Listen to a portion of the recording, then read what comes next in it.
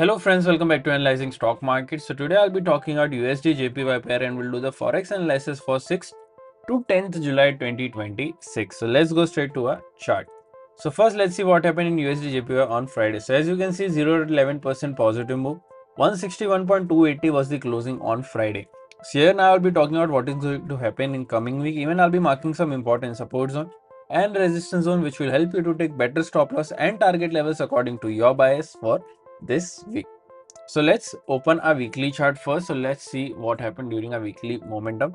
So this is a weekly chart. In this weekly chart, we can see a good bearish candle with a medium body and a big upper wick and a big lower wick. If I talk about the stochastic RSI is at around 93.89 level, which is around overbought area, which is indicating as a negative move. But remember, as we always say, we should not only look for RSI or other factors, we should also look for other things which are events and other data that will help you to take better stop loss or better movement capturing during these events. So do consider that as well.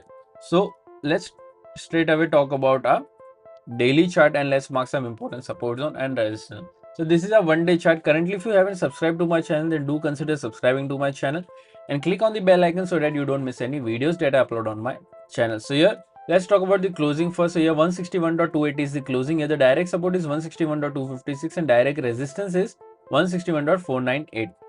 All important support zone and resistance zones are already marked during a previous week analysis. So currently we don't need to mark any analysis. So I am directly starting and providing you with the stop loss in the target levels or the support and resistance level, which will help you to take better stop loss and target levels according to your bias.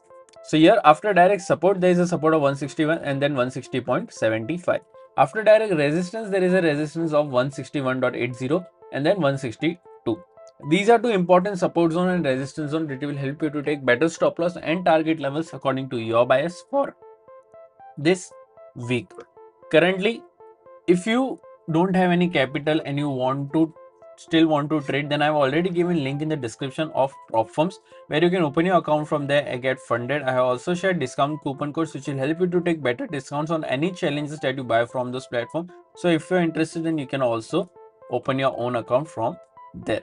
Also, if you think these prop firms has very strict rule, then you can also open your live account, that is the real account where you can fund your own funding if you have enough capital, or you can start with $100 as well and you can directly trade on that platform which is GTC FX. If you face any difficulty or any problem during deposit or withdrawal, you can directly contact me on my WhatsApp number. I will help you directly from there because I have already direct contact with the GTC FX team, so you can directly contact me. I will help you regarding that as well. So now let's talk about my opinion USD JPY for this week. So according to previous week momentum, I'm expecting a positive move in this end. It is 161.498 to 161.804. I'm expecting a positive move in this range.